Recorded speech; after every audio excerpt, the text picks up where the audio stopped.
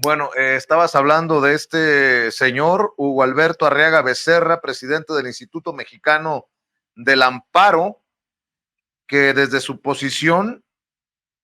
el 30 de noviembre de 2022, presenta este ensayo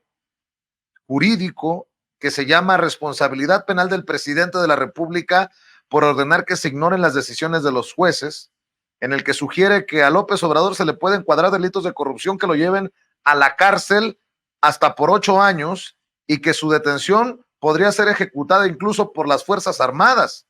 Las autoridades civiles y militares estarán obligadas a brindar el auxilio necesario al órgano jurisdiccional de amparo, escribió este señor.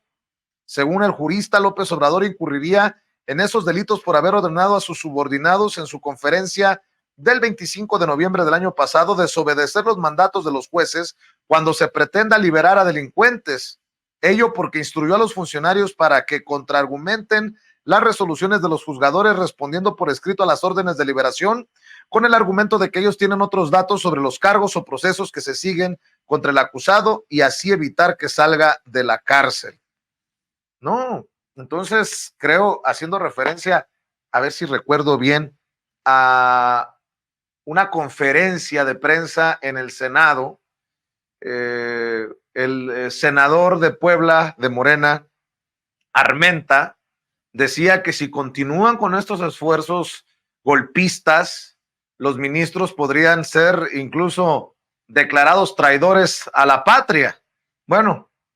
yo creo que ya podemos, bueno, es mi opinión, Nancy, decirles ministros golpistas, porque lo que buscan es eso, tumbar al presidente que fue electo democráticamente en las urnas y por más de 30 millones de personas. O sea, simple y sencillamente no le encuentro otra lógica, otro sentido, Nancy. Pues fíjate, Vicente, que este es un ejemplo de cómo litigan contra un proyecto de nación, que es el proyecto que encabeza el presidente López Obrador. Y si eso no es golpista, pues que los ministros y ministras que lo hacen, porque no son los únicos estos dos, sino que oscilan entre 8 y 9, dependiendo de cómo vaya el viento, que están haciendo esto, pues que nos digan qué es. O sea, si esto no es un comportamiento golpista de lo que se conoce como guerra legaloide o guerra jurídica o guerra judicial, y con el anglicismo de lawfare se le ubica como una parte esencial del llamado golpe de Estado blando, pues al final no sabemos entonces qué sería esta circunstancia. Pero el hecho de lo que sí podemos ya determinar es que hay un posible conflicto de interés porque esta asociación civil abiertamente sí está en las estrategias legaloides que en su momento hemos visto aplican otros grupos de intereses creados, como es el grupo de Claudio X González Guajardo, Gustavo de Hoyos, otro calderonista que es el exsecretario de Gobernación Fernando Gómez Mundurueta, en esa organización civil Consejo Nacional de Litigio Estratégico. Pues esta otra, que se llama Instituto Mexicano del Amparo, pues es prácticamente lo mismo, se dedica casi a lo mismo. El propio Consejo Nacional de Litigio Estratégico, asociación civil ligada a Claudio X, también hace públicos estos formatos para que la gente los descargue y nada más los llene y los presente masivamente como juicios de amparo. El tema aquí, la diferencia, es que mientras ahí hay ex servidores públicos, como Fernando Gómez Montt, que no es cualquier cosa, fue secretario de Gobernación,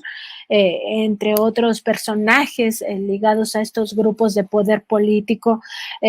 como Lía Limón, que también milita en esa otra asociación civil. El tema con este Instituto Mexicano del Amparo es que son ministros de la Corte y no son los únicos. Hay otros exministros que también forman parte de las filas de esta asociación civil que, pues como ya vimos, promueve a través de ensayos jurídicos como este que ya mencionábamos, la destitución y encarcelamiento del presidente López Obrador, que es una autoridad legal y además legítimamente constituida, porque no hay que olvidar en todo este análisis que al presidente López Obrador lo eligieron la mayoría de los mexicanos.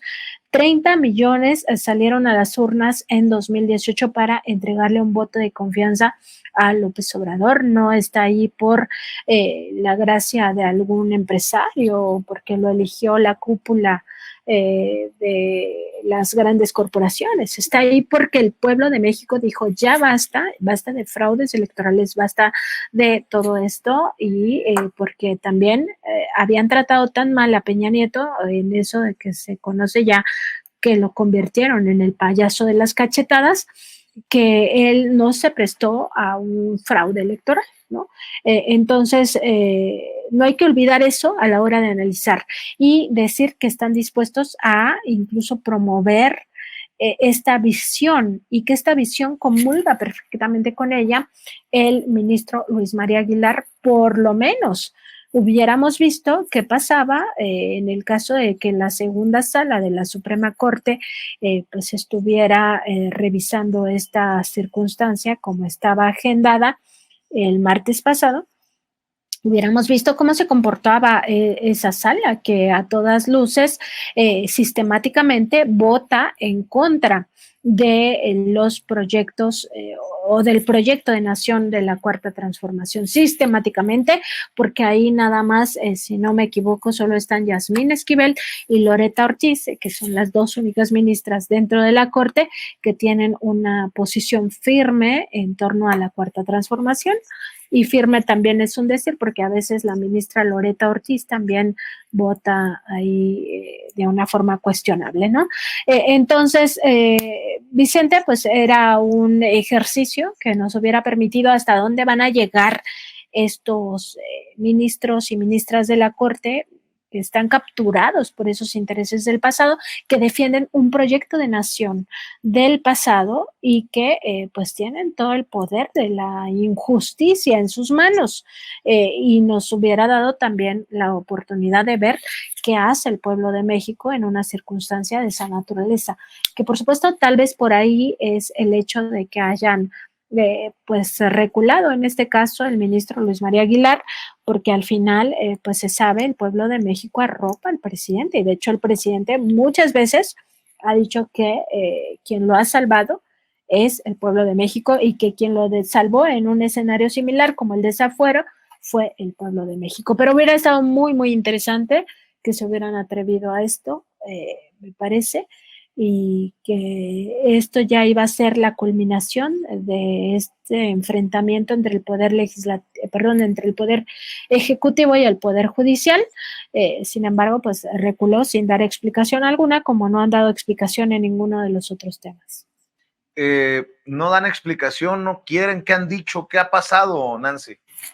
No, no dan explicación, simplemente en el caso de este reportaje particularmente, yo solicité la entrevista a la propia Suprema Corte de Justicia de la Nación, pues para conocer la versión de estos ministros. Lo hice a través del área de comunicación social, como es, digamos, la forma que tenemos los reporteros, las reporteras de solicitar la versión de quienes estamos escribiendo y que forman parte del poder, digamos, del poder institucional, ¿no? Que no son poderes fácticos. Entonces, he solicitado esta versión a través del área de comunicación social y no ha habido respuesta. O sea, como en muchos otros temas se quedan en silencio, esta solicitud la presenté ante la licenciada Carla Garduño, que es directora de información adscrita a esta Dirección de Comunicación Social de la Corte. Le dije que pues me dieran su posición estos ministros o la propia Corte en torno a esta posible configuración del delito, porque es un delito el conflicto de interés, y simplemente pues no hubo respuesta, Vicente, no ha habido respuesta incluso este día, porque en cuanto haya una respuesta, por supuesto que lo haremos público. Y esto no es de sorprender, porque imagínate tú que hay que recordarlo, el